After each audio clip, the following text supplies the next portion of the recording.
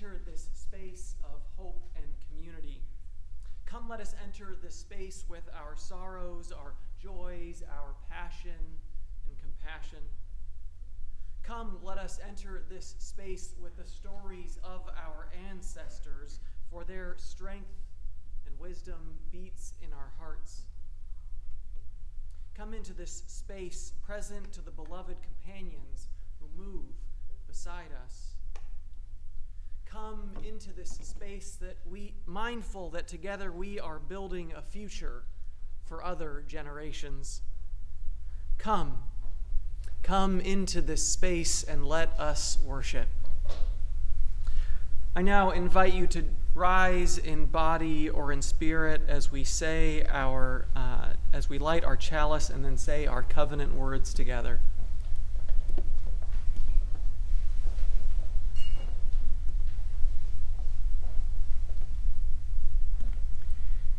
We light our chalice, the symbol of our Unitarian Universalist faith, this morning with these words of Katie Savani Gelfand. We call forth the life of our faith by igniting our chalice. The spark of new beginnings invites us into a sacred space to reflect where we have been and where we are going. Even knowing that this particular flame will intentionally end with our ritual extinguishing, we fear not its end. For we know with brave hearts that from every ending in our lives, we are sent forth to make new beginnings. And now please join in reciting our congregational covenant. Love is the doctrine of this church. The quest for truth is its sacrament, and service is its prayer. To dwell together in peace, to seek knowledge and freedom, to serve humanity in fellowship. Thus do we covenant. La doctrina de esta iglesia es el amor. La búsqueda de la verdad es su sacramento y el servicio es su oración. Vivir juntos en paz, buscar el conocimiento en verdad, servir a la humanidad en comunión. Este es nuestro pacto. Please be seated.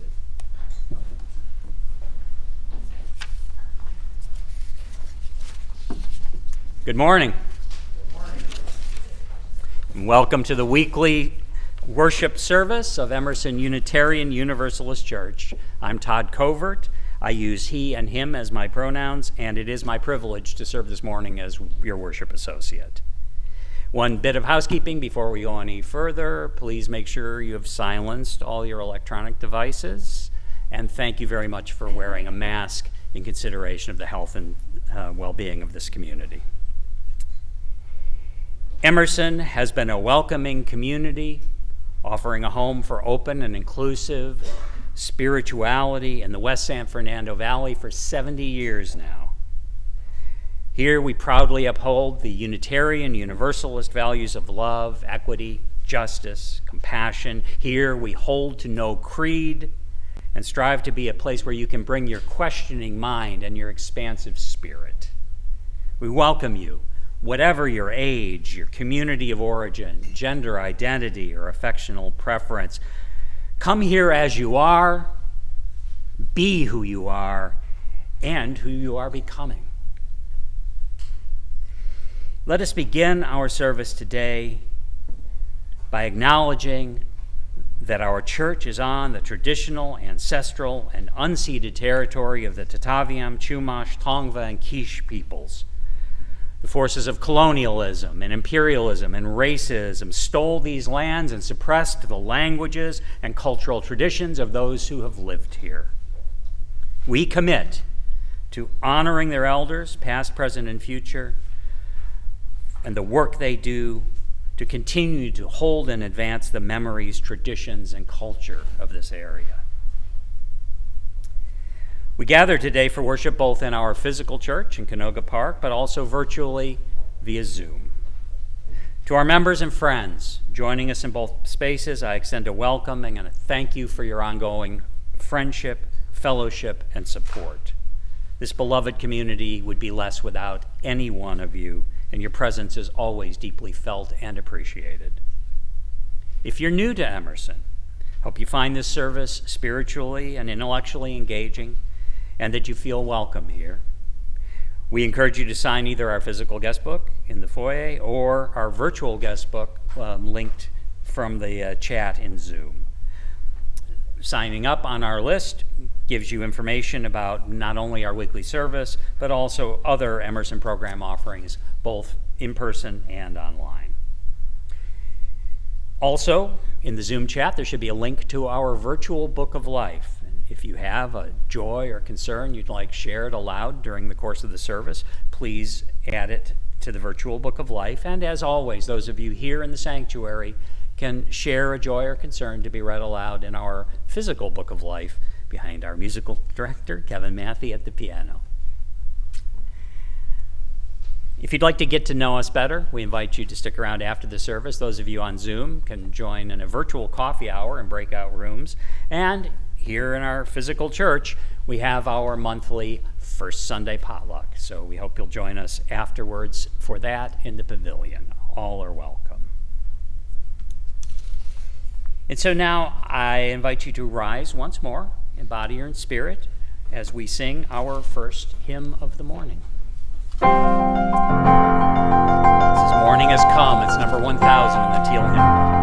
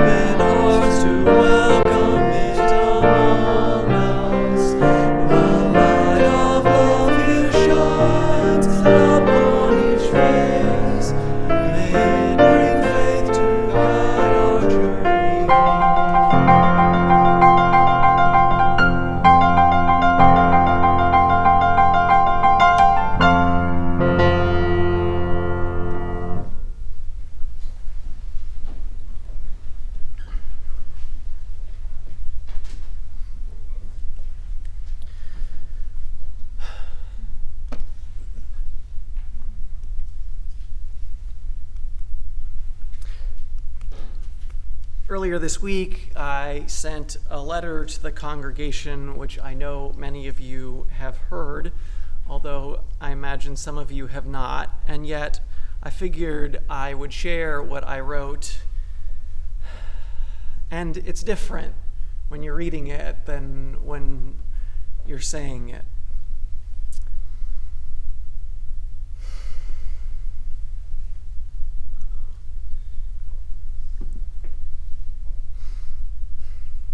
Dear beloved Emersonians, it is with mixed emotions that I share the news that my ministry at Emerson will be coming to an end. I've accepted an offer to serve as the minister at the First Unitarian Church of San Jose starting in mid-August, and will conclude my ministry at Emerson at the end of the church year on June 30th.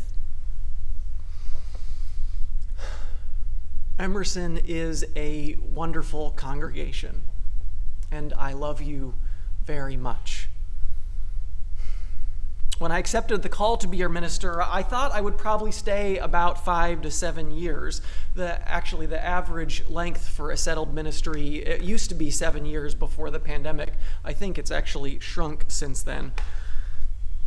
And I ended up staying for 8 and could have easily served longer. In truth, there really isn't a good time to leave. As it is, I only applied to 2 congregations, both opportunities that were hard to pass up. And had that search process not worked out, I would have happily continued serving here at Emerson. Although I'm sad about leaving, I feel I'm leaving you at a time of possibility. After navigating the Trump presidency and the pandemic, I think Emerson is in a place primed for renewal. One can already see it. Like buds in spring, there's renewed energy and excitement that bodes well for your future. And right now, as we celebrate 70 years of Emerson's history, it's a good reminder that a congregation is far more than any one minister, indeed far more than any minister. And I also know that Emerson will benefit from another minister who has new ideas and strengths that are different from mine. I will be away April 20th through 28th for my candidating week with San Jose, and I'm truly excited that Emerson's Minister Emerita, the Reverend Ann Hines, will be preaching here on Sunday, April 21st. Over the next several months, we'll have opportunities to remember the good we have created together and to say goodbye meaningfully. And I'm still your minister, joyfully committed and present, joyfully committed to you and Emerson through the end of June. And I will support and work with our excellent staff and leadership and volunteers as this next phase of Emerson's history begins. For those of you wondering about what comes next, let me assure you that our Unitarian Universalist Association has well-structured processes and procedures for helping congregations move through ministerial transitions. Our board is already preparing for that transition, and I have complete trust in them to navigate what's ahead. Melissa James, Emerson's congregational life staff with the Unitarian Universalist Association, will be joining this Monday's board meeting at 7:30 to help support the congregation in that process. If you'd like to attend the meeting, all are invited to attend. One note that I didn't include in the letter that I think might be helpful: I know some people, particularly those who have been here for a while, know that I came here through a process of there was an interim and then a search. Currently, since the pandemic, the UUA has been recommending that congregations under 140 members hire a contract ministry, which is a less involved process. It doesn't take as much time, and so it's an easier process in terms of what it takes out of volunteers as well as financial resources, which I think is probably a good change. And again, you'll hear more about this either on even if you don't come to the board meeting on Monday night. I'm sure expect to hear plenty more about status updates and what's going on from the board in the coming weeks. I am blessed to have served as your minister for 8 years. I'm proud of what we've accomplished, indebted to the dozens of gifted lay leaders I've had the privilege to work with, and so grateful for our fabulous staff who serve at the core of our beloved community. I hope we will take time between now and the end of June to celebrate what we have done together and what we have meant to each other, and to tend to our grief too. As our time together ends, I welcome anyone who would like to schedule a time to meet with me. In this way, we can have the best farewell possible.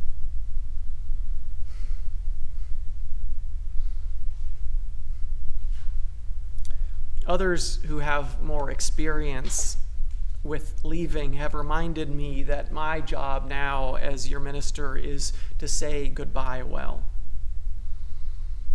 And it's through those conversations and connections and celebrations that we can do that and set up a good next step for Emerson's bright future.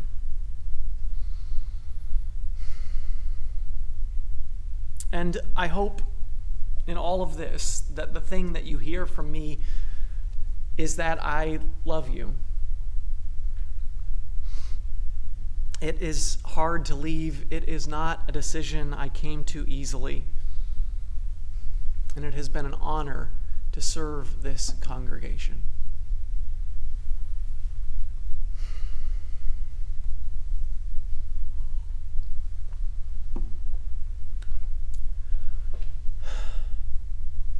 And so now, as is our practice, let us take a moment to greet our neighbors. Please don't feel like if you talk to me that you have to say a full goodbye to me. There will be time to do that. And also, if you would like to, as Todd mentioned earlier, if there's a joy or sorrow you would like lifted up, you can take this time to write it in our book of life over behind the piano. Let's now greet our neighbors in the spirit of welcome.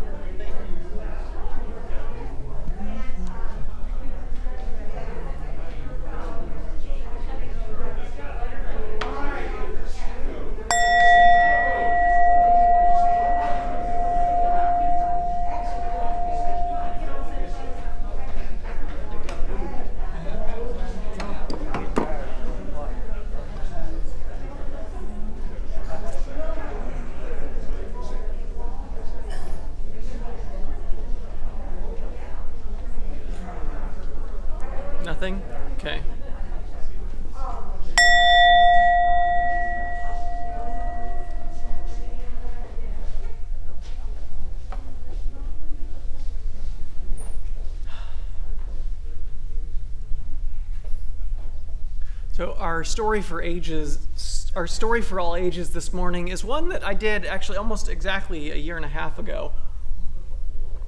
But it's one of my favorite books, and it felt appropriate to the service this morning as we think about planting things, planting trees, in this place, planting a garden that is for more than just ourselves, but serves many others. So it's called The Curious Garden by Peter Brown. There once was a city without gardens or trees or greenery of any kind. Most people spent their time indoors. As you can imagine, it was a very dreary place. However, there was one boy who loved being outside. Even on drizzly days, while everyone else stayed inside, you could always find Liam happily splashing through his neighborhood.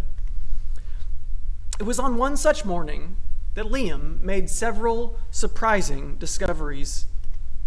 He was wandering around the old railway, as he did from time to time, when he stumbled upon a dark stairwell leading up to the tracks.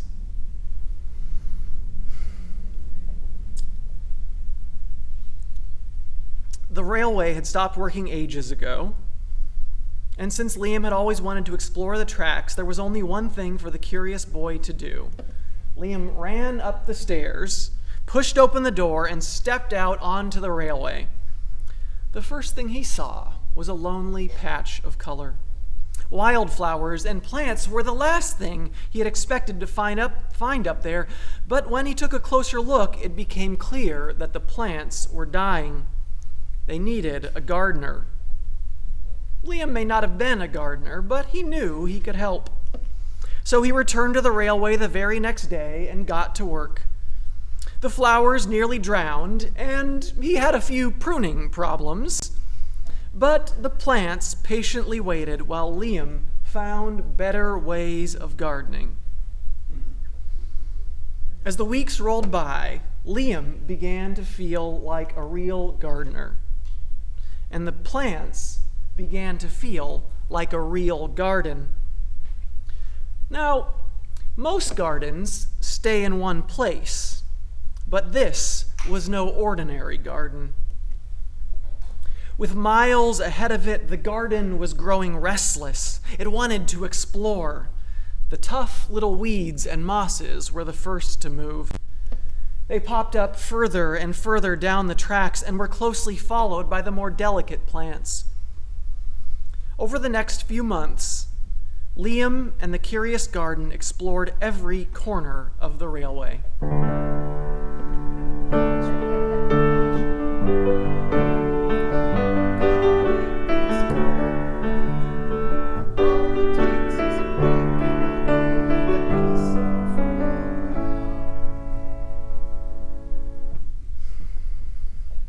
After spending his spring and summer and autumn with the garden, Liam's time on the railway was finally interrupted by winter.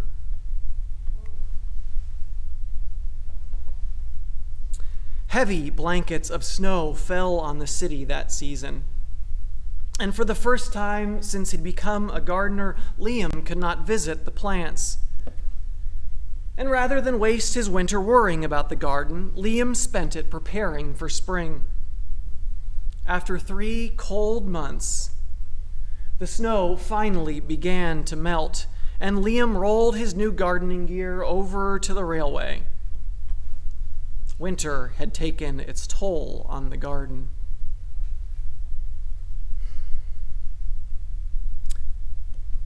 But thanks to Liam's planning, his handy new tools, and a little help from the sun, the plants soon awoke from their winter sleep.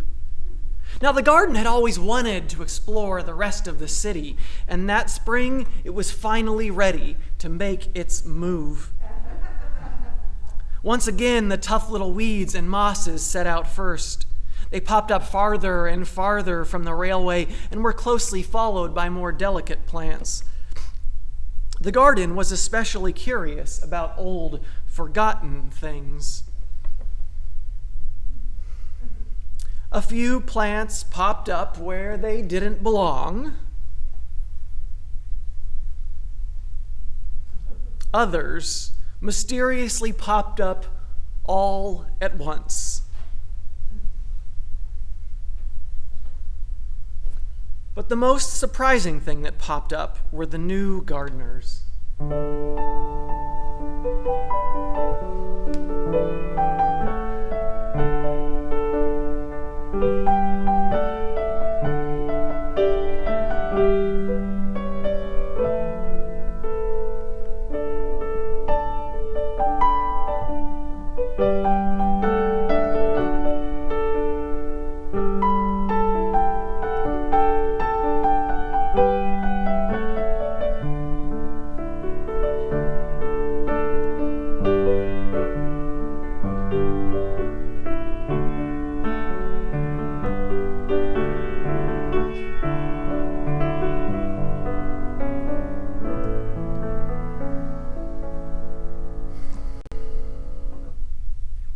Many years later, the entire city had blossomed.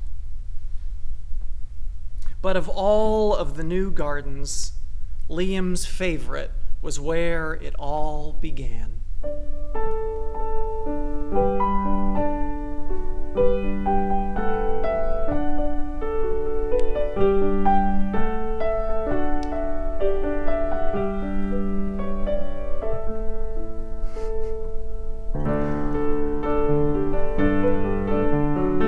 I invite you to join me in singing the garden song together. Inch by inch, row by row, gonna make this garden grow. All it takes is a rake and a hoe and a piece of fertile ground. Inch by inch, row by row, someone bless these seeds I sow. Someone warn them from below till the rain comes tumbling down. Inch by inch, row by row, gonna make this garden grow. Gonna mulch it deep and low, gonna make it fertile ground. Inch by inch, row by row, please bless these seeds we sow. Please keep them safe below till the rains come tumbling down.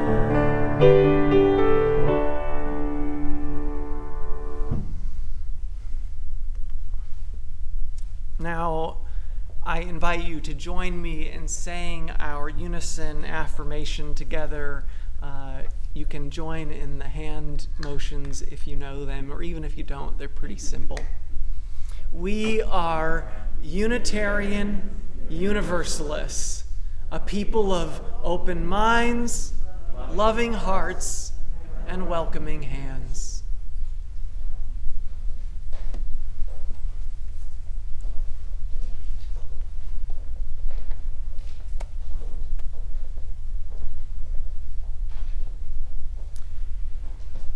Each week, we take up an offering to support Emerson and its ministries. And as part of our commitment to our broader community, we share half of that offering with an organization that shares our values. This month's Share the Plate recipient is the Tongva Tarahat Pahava Conservancy. The Conservancy is a Tongva-led organization created to steward lands within Tovangar, the traditional Tongva region, which encompasses the greater Los Angeles basin. The Conservancy has received land back, is creating community and housing Native people, practicing ceremony, and rematriating the land. The Conservancy does not merely represent the restoration of what was taken in the past, but a renewal of a deeply rooted stewardship of the land and its inhabitants for generations to come. In keeping with the focus of today's service, I would note that among other activities, the Conservancy has planted native oak trees on the land. You may donate online via the Breeze mobile app or at donate.emersonyuuc.org. You can also send a check to the church's address, which is found on our homepage.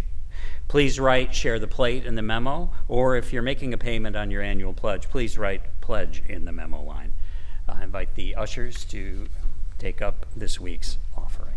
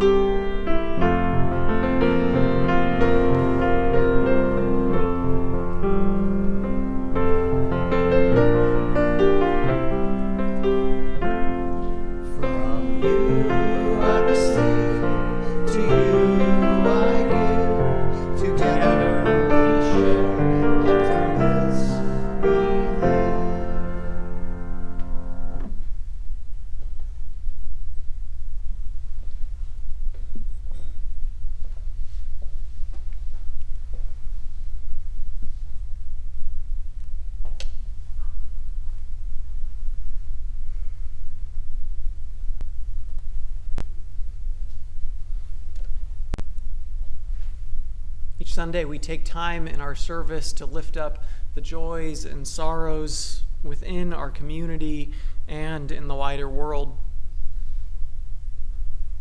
This week, in our virtual book of life, Nicole writes a sorrow and a joy.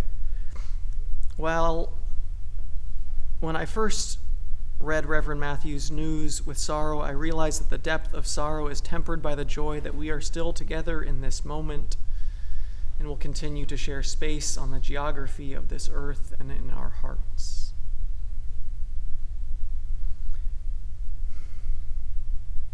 And Nancy Watanabe writes, "It is hard to believe that my dad has been gone for 18 years today. Mom and I are bringing lilacs to the cemetery later this afternoon. Miss him every day."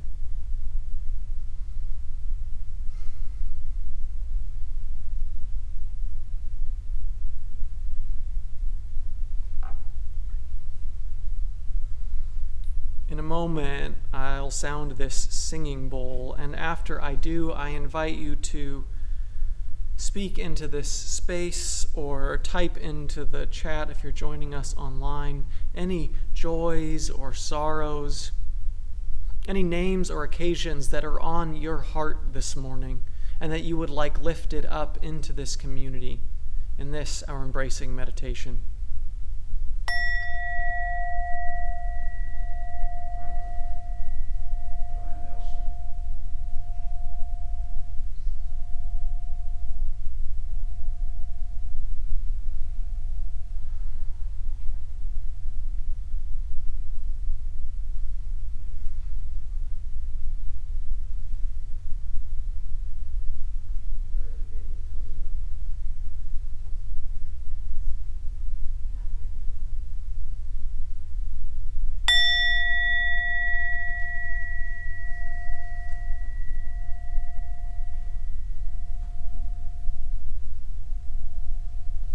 All that has been shared and all that is too tender yet to share, and we hold in the silent sanctuary of our hearts. We offer these into the embrace of this beloved community.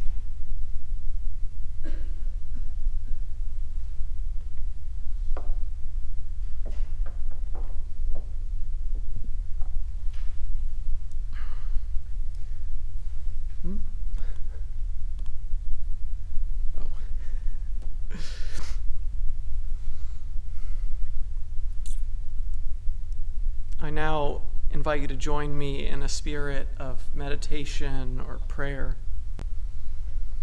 Find a comfortable position. Do something to center yourself. Maybe that means placing your feet on the ground, closing your eyes or softening your gaze, finding your breath. I offer these words from the Reverend Richard S. Gilbert, inspired by this quote from Dag Hammarskjöld. Each morning we must hold out the chalice of our being to receive, to carry, and give back.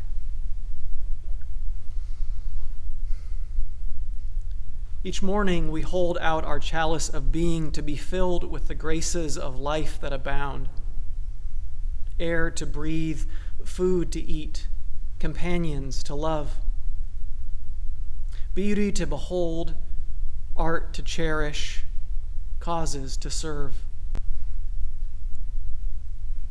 They come in ritual procession, these gifts of life. Whether we deserve them, we cannot know or say, for they are poured out for us. Our task is to hold steady the chalice of our being. We carry the chalice as we go, either meandering aimlessly or with destination in our eye. We share its abundance if we have any sense, reminding others as we remind ourselves of the contents of the chalice we don't deserve. Water from living streams fills it if only we hold it out faithfully. We give back, if we can, something of ourselves, some love, some beauty, some grace, some gift. We give back in gratitude, if we can, something like what is poured into our chalice of being for those who abide with us and will follow.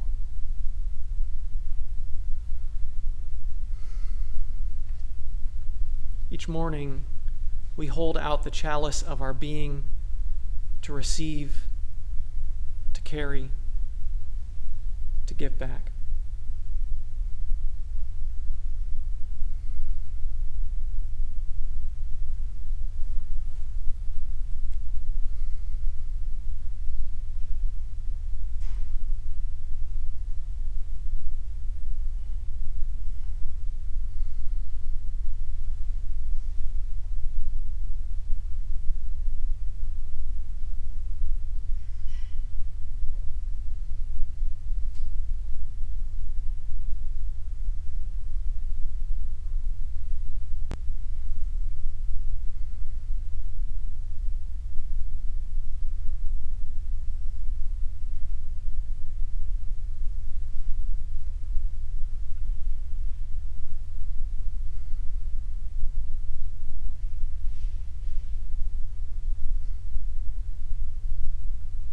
Amen. Ashe. Blessed be. I invite you now to join me in singing Spirit of Life.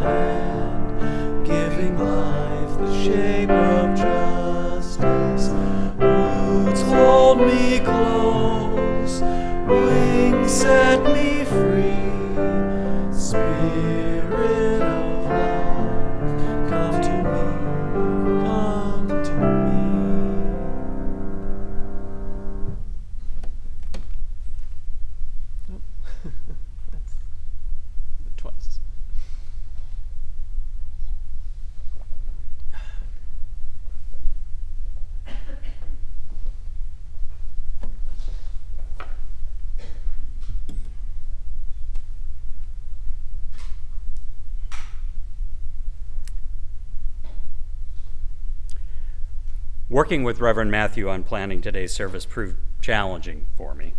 And the reason for that was unexpected and, frankly, unlikely to be repeated in the future.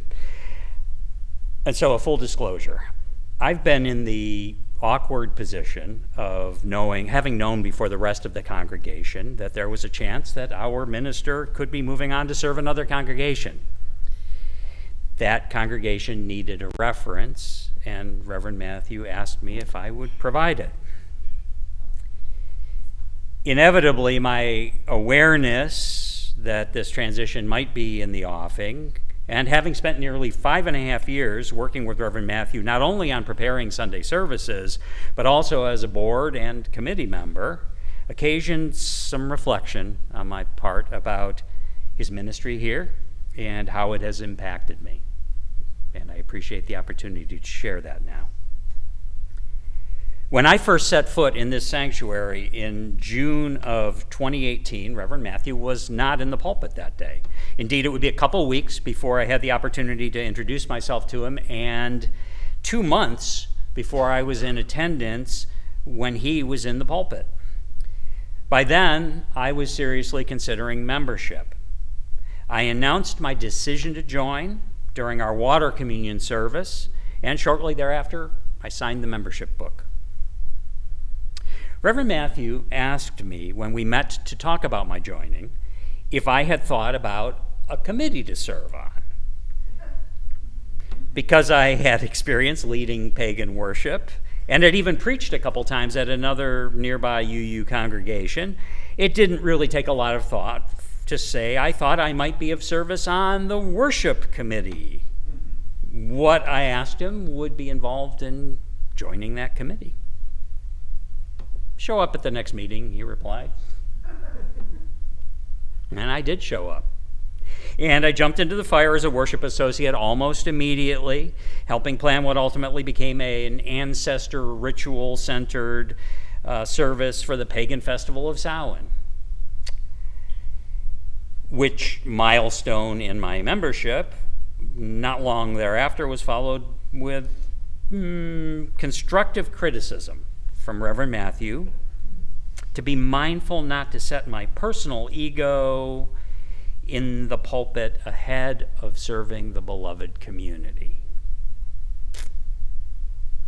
See, as fruitful as collaborating on worship can be, it isn't just a sandbox to indulge creative impulses.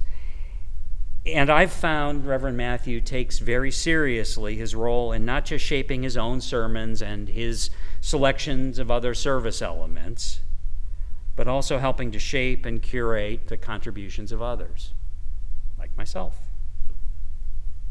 Have I mentioned how much of a, shall we say, learning experience it is to get your draft of a reflection back with edits? Occasionally a lot of edits. Suggested edits. Fair enough.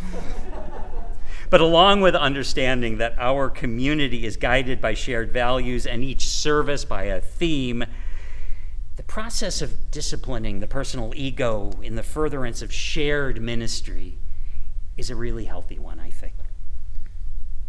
Over the last 5+ years, my working relationship with Reverend Matthew has both deepened and broadened. We've brainstormed possible offerings for the Sacred Cinema service, which he started. And we've engaged in discussions in Emerson's finance committee about how to account for funds added to the sabbatical fund. It's run the gamut of service and stewardship. Above all, I've relished not only the opportunity to explore deeply the content of any single Sunday worship service, but also to reflect on the values, the liturgical elements, and even the evolving political sensibilities of this beloved community with a minister who's guided by both deep compassion and intellectual curiosity. And since he mentioned it, I'll say also love. And apropos of the topic of today's service, planting trees we'll never sit under, during this period, since Reverend Matthew shared his news with me, I have above all been aware of his conscientious effort to start to put in place structures for a successful transition to what follows his ministry at Emerson. I'm appreciative of his involving me in leading the ongoing sermon writing course, which will provide content for lay-led services in weeks to come, and also of our discussions of possible paths to enrich the work in the future of our worship associates. So, having shared these reflections on some of what Reverend Matthew's ministry has meant to me as a member of the Emerson community, I want to encourage all of you to likewise think of your own experience and what you appreciate from it and what you're excited for and maybe apprehensive of in the transition to come, and how you may draw on the lessons of that experience to inspire your own fruitful participation in that transition. May the blessings of this community be with you all.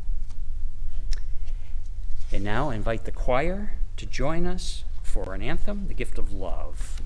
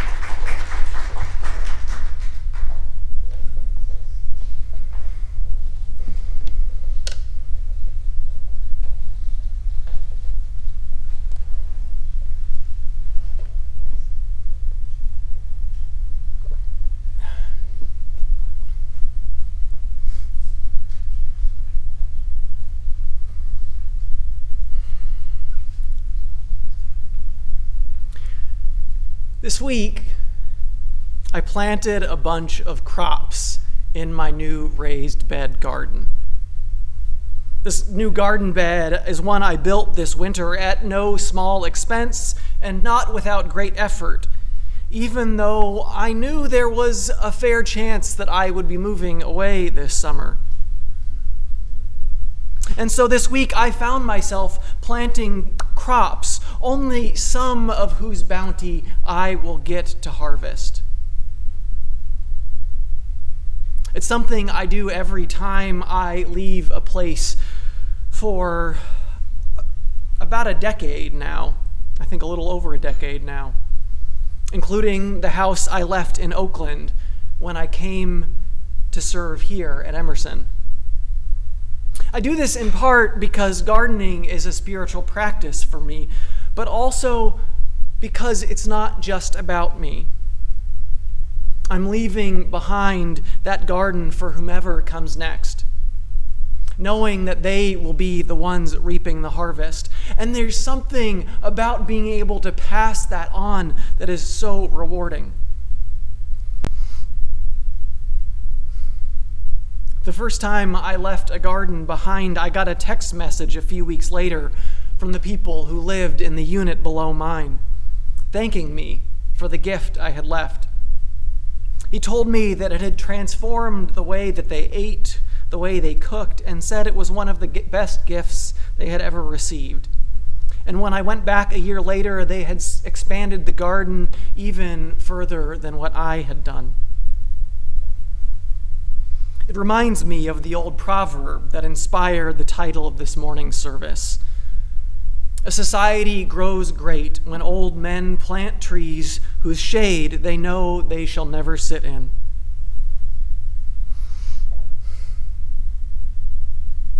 This time, as I prepare to leave, I have planted far and away my biggest garden.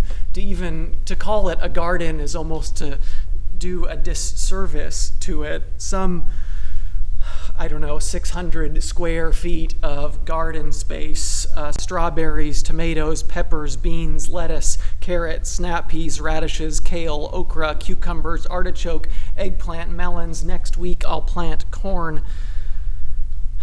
And that's in addition to an orchard with 25 trees, plus numerous vines and shrubs that provide fruit all year round. And yet, of all of the things in my yard, I'm perhaps most grateful for the apple, lime, orange, and nectarine trees that were already mature when we moved into the house, because they have produced far more than anything else we have planted.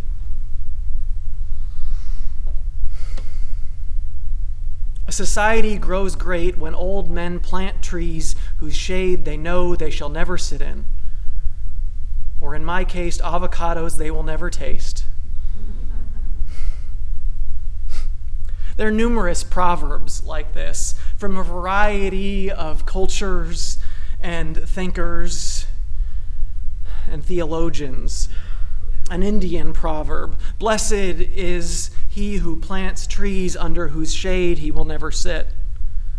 A Chinese proverb, "Those who come after rest in the shade of the tree planted by those who have come before."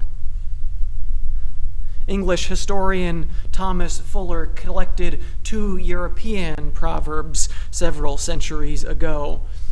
"He that plants trees loves others besides himself," and "He who plants a walnut tree expects not to eat of the fruit."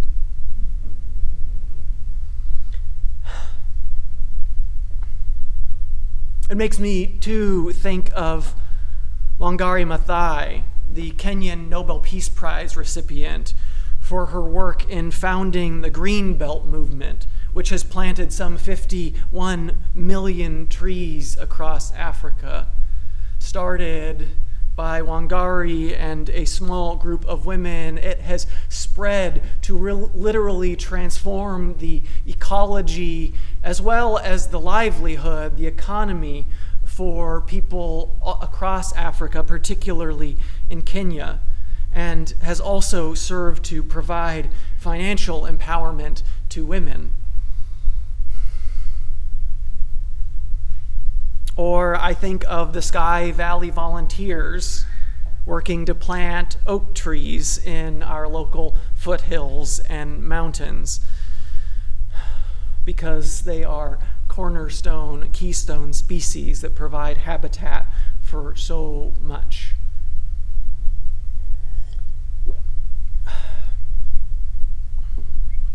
And it goes beyond, of course, just planting trees, right?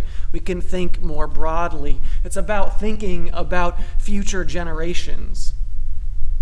I'm reminded of the indigenous concept of thinking of 7 generations forward in our actions, which is particularly important as a reaction against a consumerist society that asks us to neglect our natural world and focuses only on the next financial quarter.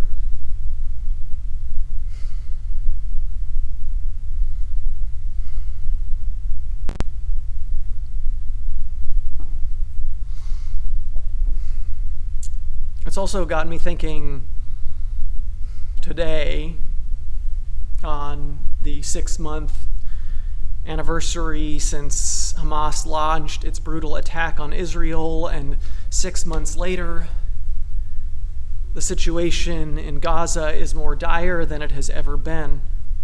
And I know it's been a cause for despair for so many, worrying about the future, a seeming sense of intractability.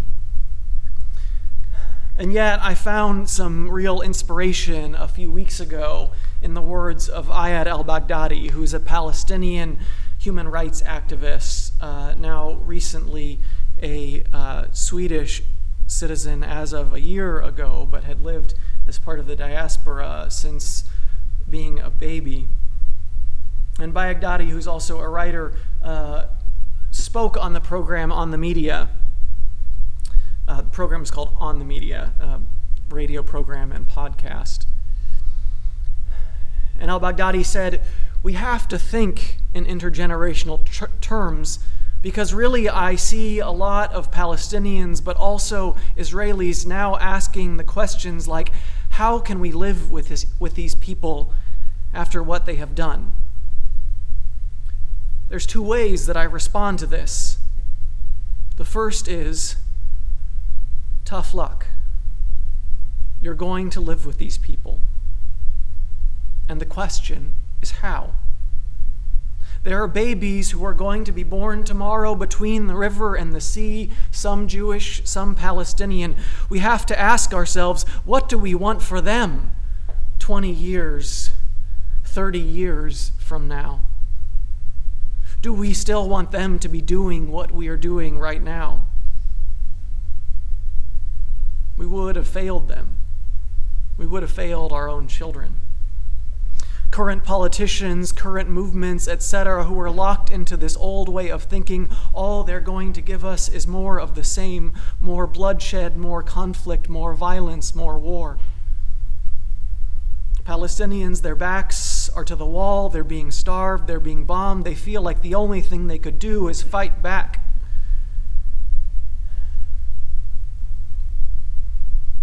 In calling for a decolonization of Palestine, Baghdadi says this decolonial movement should be led by the colonized, but this movement has to center both peoples, building a future for both peoples. This is not going to be something that we're going to fix in 10 years or 15 years. I'm thinking 20 years and above. As a Palestinian, I want a country that my children and grandchildren can live in with full dignity, with freedom, not a country without Jews.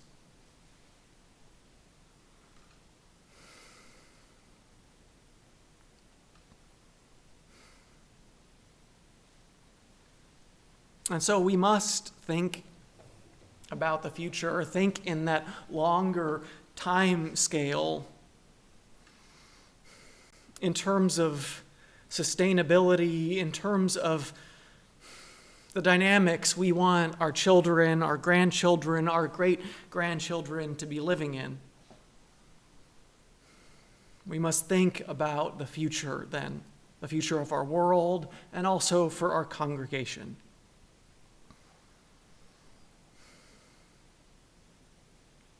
And that's part of this remembering 70 years of Emerson's history and a stewardship campaign which will be kicking off next week, which is about reflecting on what came before, but also thinking forward to what comes next.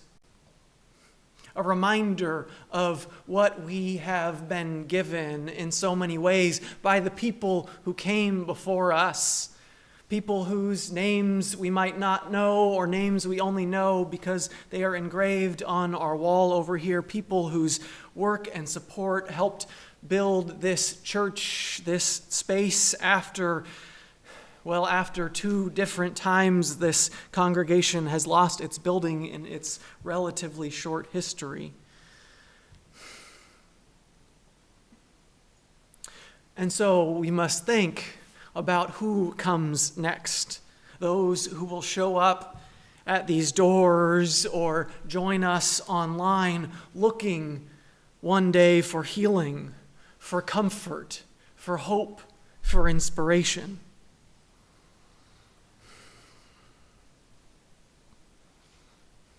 And this is part of what I tried to do here at Emerson during my time. And particularly, I've been thinking about it as I consider the possibility that I might be leaving. What are the things that I want to make sure that I would like to see in place to help this congregation move strongly and boldly and vibrantly into its future? And so right now, we have a Harvest the Power Leadership Development class with a variety of newer leaders, and I'm so excited about this group of people, truly excited about their energy and their passion and their ideas.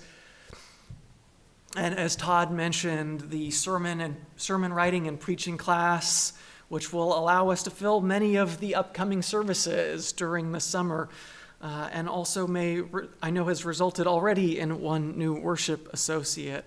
And there is more, and there is so much more that we all do. Again, a congregation is not its minister. We talk about shared ministry because all of this work is our ministry. It's what we do together. And so, even though I am on my way out, I am still committed to serving this congregation and leaving it in the best way possible, just as ministers and previous members have done for this congregation in its past.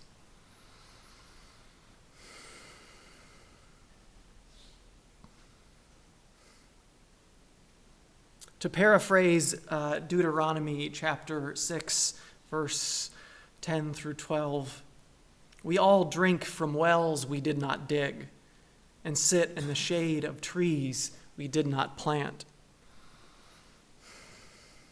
And so let us remember then with gratitude those who dug those metaphorical wells, who planted those metaphorical trees, sometimes also literal. And think, too, what we are doing for those who come after us. Because that, as the proverb says, is how societies, is how congregations become great. May it be so.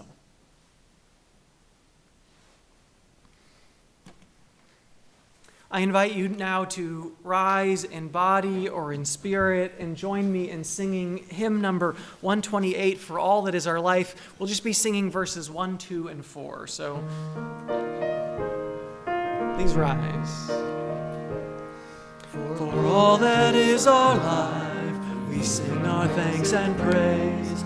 For all life is a gift which we are called to use to build the common good. Make our own days glad. which others serve. Services we give for work and its rewards, for hours of rest and love, we come with praise and thanks. For all that is our life, for all that is our life, we sing our praise and thanks. For all life is a gift which we are called to use to build the common good and make our own days glad.